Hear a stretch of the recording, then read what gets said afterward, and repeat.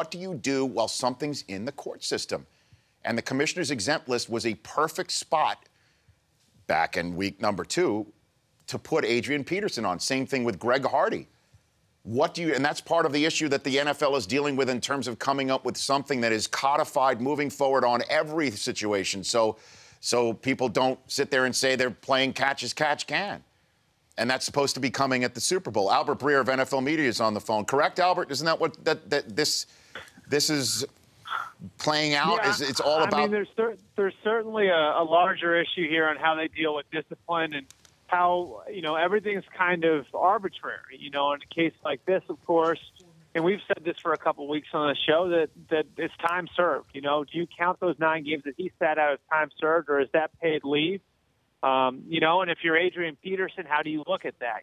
That's irreparable damage to your career no matter how you slice it. I mean, the guy's played 104 career games. 9 games is almost 10% of that, so certainly a messy situation. It's not going to get cleaner as we go here through the next few days and weeks. Albert Breer of NFL Media joining me right now. So, Albert, we're right now where we are is legal battle lines being drawn, as it appears, between the Players Association and the National Football League over all of this. And in the and in the short term, we're waiting for Shyam Das, the arbiter who heard that less than a half-an-hour phone conference discussion yesterday on this.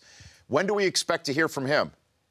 Well, we expect to hear from him today. And obviously in the backdrop, I think 2 acts of war, one from each side over the last few days.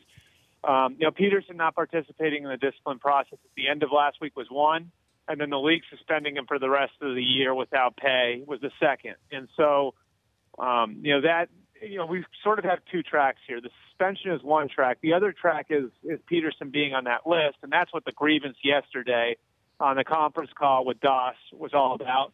And so that's the thing that's going to get sorted out first. We're expecting a ruling, or at least the parties that were involved were told there would be a ruling today on that.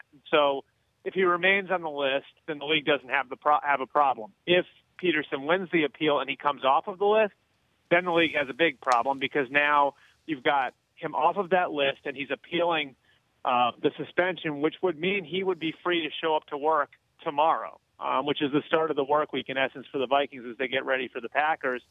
And if the process of the appeal isn't finished by Sunday, he would technically be eligible to play on Sunday. Now, I'd imagine there would be some pressure on the Vikings to deactivate him, and the league might be involved with that and everything else. But certainly a very, very messy situation. At least part of the process, that grievance, and his spot on that list should be worked out today. Yeah, Albert, the Vikings gave out a statement earlier today as well, essentially saying it's a league matter, and they have no further comment at this time.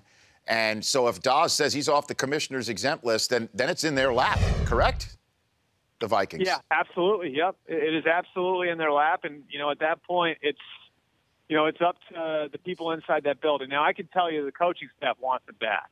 They're sitting at 4-6 right now. They're not completely out of the race in the NFC. I think that they think they've got a team that can make a run at things, and so there's a football element to it here. Ultimately, I think we know this, Rich. The football people aren't going to make a decision like this. This is going to come from the highest levels of the organization, and ultimately, I think this will land in the lap of the Wilfs, and they'll have to sign off on anything that happens here. But I think there'll certainly be guidance from the league on this whole thing, and that plays in the whole legal aspect of things as well. So, I think because of all of that, we're going to see, and normally they expedite these appeals. I think we're going to see a very quick appeals process.